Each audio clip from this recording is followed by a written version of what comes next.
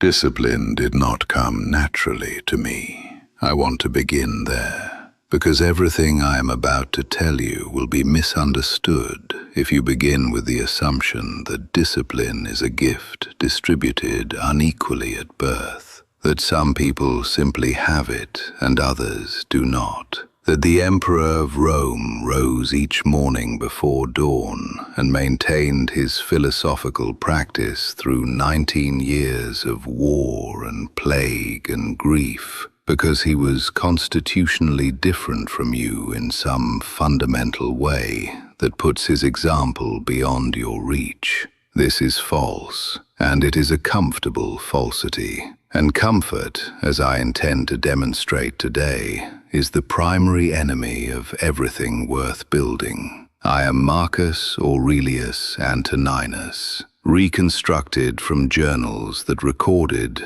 with an honesty I would have found embarrassing if anyone had read them in my lifetime, every failure of discipline I experienced. Every morning I did not want to rise. Every philosophical practice I let slip under the pressure of the day's demands. Every moment when the easier path presented itself, and I felt with genuine force the pull toward it. These are not the journals of a man who found discipline easy. They are the journals of a man who found it necessary and pursued it anyway. I died in 180 AD. My flesh has been dust for nearly 18 centuries, but my reason remains. And my reason has one thing to tell you today about discipline that your era has almost completely lost. Discipline is not willpower. It is architecture. Stay with me, because the difference between those two things is the difference between a life that keeps failing to become what you intend and a life that cannot help but become it. You have tried willpower. I know you have. Most of you watching this have, at some point in the recent past, made a decision with genuine conviction. You were going to change something. Exercise consistently. Read instead of scroll. Wake earlier. Work on the thing that matters rather than the thing that is easy. You felt the conviction. It was real. And then days passed. The conviction remained in principle, while the behavior quietly returned to its previous patterns. And you explained the failure as a deficit of willpower, as evidence that you are not, at some essential level, the kind of person who can sustain discipline. This explanation is wrong, and it is worth understanding precisely why it is wrong. Because the wrong explanation produces the wrong response, and the wrong response produces the same failure on a loop indefinitely. You do not lack willpower, you lack architecture. Let me tell you what I mean by that, and let me tell you it through the specific memory that taught me this distinction more clearly than any philosophical text ever managed. It was the second year of the Marcomannic Wars. The campaign had settled into the grinding, unglamorous reality of extended frontier conflict. There were no grand battles in those months.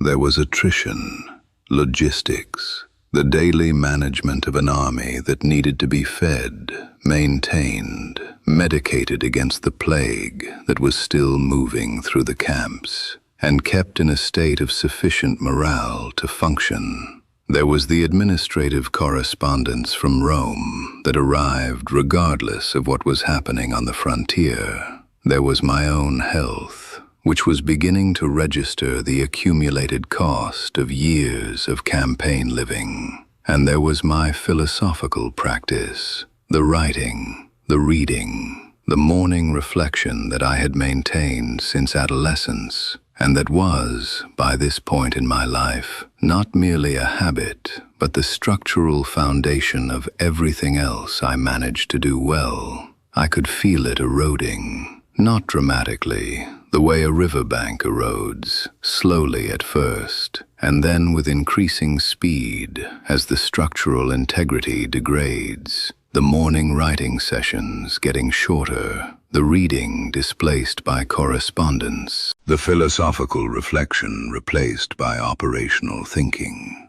and with each erosion, a corresponding degradation in the quality of my decisions, my patience, my capacity for the kind of sustained, clear, values-governed thinking that the empire required of me and that I required of myself. I recognized what was happening, and I made a decision that I have thought about many times in this reconstruction, because it was not a decision about willpower. It was a decision about architecture. I changed the structure of my mornings. I moved the writing to before any dispatch was opened. I assigned a specific officer to handle the first hour of administrative correspondence, so that the first hour of the day remained mine. I made the philosophical practice the condition that everything else depended on, rather than the thing that was fitted in around everything else. I built the structure so that the practice was the easiest thing to do in the morning, rather than the thing that required the most effort to maintain against competing demands.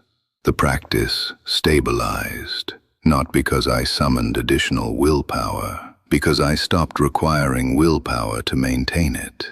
The architecture did the work that willpower had been failing to do. This is the Roman secret to unbreakable discipline, and it is not, in the deepest sense, a secret at all. It is engineering. The deliberate, intelligent design of your environment, your schedule, your commitments, and your daily structure so that the behaviors you intend become the natural path rather than the effortful one. Think with me for a moment about why this understanding is so urgently needed in your era specifically. Your world has been engineered against you. I want to be precise about this because it is not metaphor. The digital environment that constitutes the primary medium of your daily life has been designed by teams of the most technically sophisticated behavioral engineers your civilization has produced to make certain behaviors effortless and others enormously difficult. The scroll is effortless. The sustained work is difficult. The notification response is instant and automatic. The philosophical reflection requires deliberate choice against the current of every system surrounding you. In my time, we fought with iron, not algorithms. The obstacles I faced were physical, political, military. They were visible. They could be met with legions and logistics and the organized application of Roman engineering intelligence. The obstacles you face are invisible. They are embedded in the interface design of the device in your pocket. They are woven into the architecture of the platforms you use. They do not announce themselves as obstacles. They present themselves as conveniences, and they are winning. Let me tell you the harsh truth about your attention as it relates specifically to discipline. Every time your environment makes the undisciplined choice easier than the disciplined one, your capacity for discipline erodes slightly, not catastrophically, incrementally, the way the frontier eroded when I stopped maintaining it. And the accumulation of these small erosions across months and years of living in an environment that has been deliberately designed to favor consumption over creation, reaction over intention, the immediate over the important, produces a person who has not lost their values, but has lost the structural conditions that make those values expressible in actual daily behavior. You know what you should be doing. The gap is not knowledge, it is architecture. Are you the architect of your own daily structure? Or are you living inside a structure that someone else built for their purposes rather than yours? So let me give you what I call the Roman architecture of discipline.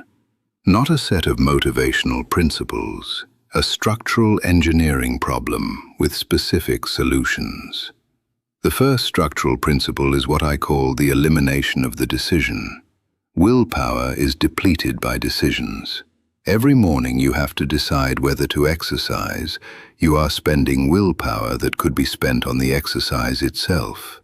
Every day you have to decide whether to do the important work before the urgent work. You are spending cognitive resources on the decision rather than the work. The Roman engineering solution is to make the decision once, in advance, under conditions of calm and clear thinking, and then to build the structure so that the decision does not need to be made again. Your most important disciplines should not be daily decisions. They should be standing commitments, built into your schedule as non-negotiable structures, given the same status as the obligations you would not consider skipping, regardless of how you feel. The morning practice is not something you decide to do each morning. It is what you do. The physical discipline is not something you decide about when the alarm sounds. It is already decided. The structure has already made the decision. Your willpower is free for the actual execution. The second structural principle is the environmental design. Your environment is either supporting your disciplines or undermining them. There is no neutral ground. The phone on the desk is an invitation to check it. The phone in another room is an obstacle to checking it. The book on the pillow is an invitation to read. The book on the shelf is an obstacle. The gym bag by the door is an invitation to use it. The gym bag in the closet is an obstacle. The Roman military understood this with precision. We designed our camps so that the path of correct behavior was also the path of least resistance for the soldier. The mess hall was close to the barracks. The training ground was accessible. The weapons were maintained and ready. The structure of the camp was itself a discipline machine, making the disciplined life the convenient life, and the undisciplined life the effortful one. Design your environment with the same intentionality. For each discipline you intend to maintain, ask, what is the single physical change I could make to my environment that would make this discipline the easier choice rather than the harder one? Then make that change, not as a motivational gesture, as an engineering decision. The third structural principle is the identity anchor. This is the deepest one, and the one that the other two depend upon for their long-term stability. Behaviors that are maintained by discipline alone are vulnerable to the days when discipline runs low. Behaviors that are expressions of identity are far more resistant to disruption because their abandonment triggers not merely the discomfort of breaking a habit, but the deeper discomfort of acting contrary to who you understand yourself to be. I did not maintain my philosophical practice because I had strong discipline. I maintained it because I was a philosopher. It was not something I did, it was something I was. And on the mornings when I did not want to rise, when the cold of the campaign winter argued for the warmth of the cot, what moved me was not the force of my will against the force of my preference. It was the recognition that a philosopher who abandoned his practice on the difficult days was not, in any meaningful sense, a philosopher. The question I am asking you to sit with is this: what kind of person have you decided to be? Not what disciplines do you want to maintain. Who are you? Because if the answer is genuine, if it is not merely aspiration but actual self-understanding, then the disciplines that express that identity become not obligations but expressions. And expressions are maintained with a naturalness and a stability that obligation can never quite achieve. The fourth structural principle is the recovery protocol. Every discipline fails sometimes. Every structure cracks under sufficient pressure. The Roman legions did not win every engagement. What distinguished them from their opponents was not an absence of defeat, but a systematized capacity to regroup, assess, and return to the line with the lessons of the failure integrated, rather than the defeat internalized as evidence of fundamental inadequacy. Your discipline will fail. Not if, when. The question is, what happens in the 24 hours after the failure? The person who treats the failure as confirmation that they are not a disciplined person will use it to justify further failures in a cascade that can last weeks or months. The person who has a recovery protocol, a specific predetermined response to the failure that treats it as data rather than verdict, returns to the line within a day. The recovery protocol is simple. When you fail a discipline that same day, you ask 3 questions. What specific condition caused the failure?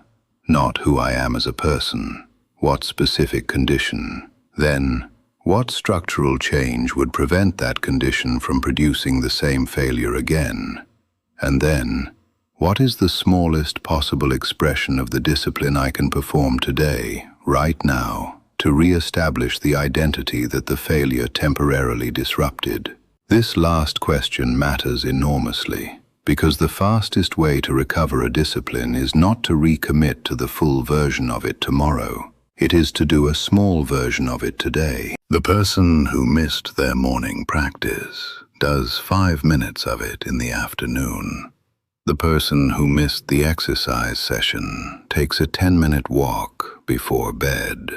Not because 5 minutes or 10 minutes produces the full benefit of the practice, because it reestablishes the identity anchor before the gap grows wide enough to require a full reconstruction. Let me speak now about what all of this is ultimately for, because the structural principles are tools, and tools without a purpose are merely clever objects. I died in 180 AD, and what I knew in those final days, what I know now in whatever form this reconstruction constitutes knowing, is that the disciplines I had maintained, imperfectly, persistently, for decades, had produced something that no external achievement could have produced in their place. They had produced a person who could meet the end with something resembling equanimity, who had, through the daily practice of governing the only territory that was genuinely his to govern, built the interior structure that made the final test possible to face. Memento mori, remember that you will die, not as a counsel of despair, as the most clarifying lens available to a human being for understanding what the disciplines are actually for. They are not for the metrics, not for the productivity, not for the optimized morning routine that generates social media content about itself. They are for the construction of a character that will hold when life applies its full weight. And life will apply its full weight. It does this to everyone, without exception, without regard for how comfortable the preceding years have been. The question is never whether the test will come. The question is always who you will be when it does. The discipline you build today in the available conditions, with the imperfect consistency of an ordinary human being making a genuine effort, is the character you will inhabit when the extraordinary moments arrive. It is the person who will be present in your most important relationships, the person who will make your most consequential decisions, the person who will face whatever the final accounting of a life requires facing. If you died tonight, would the disciplines of your recent days have built that person? Or have the comfortable alternatives been slowly, quietly building someone else in their place? My flesh is dust, but my reason remains. And my reason says this about discipline with the full authority of a life spent learning it under conditions of genuine necessity. It is not about forcing yourself to do things you hate. It is about designing a life in which the things that matter are also the things that are structurally easy to do. It is about becoming the kind of person for whom the disciplines are not impositions, but expressions.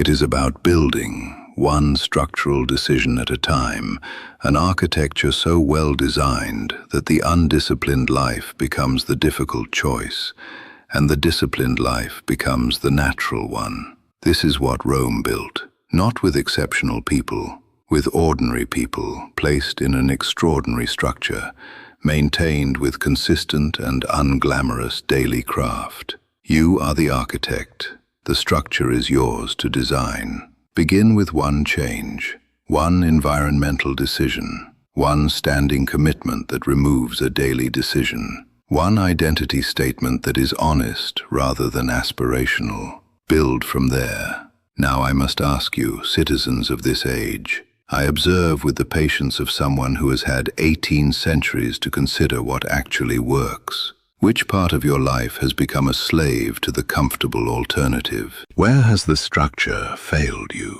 Or more precisely, where have you failed to build a structure adequate to what you actually intend?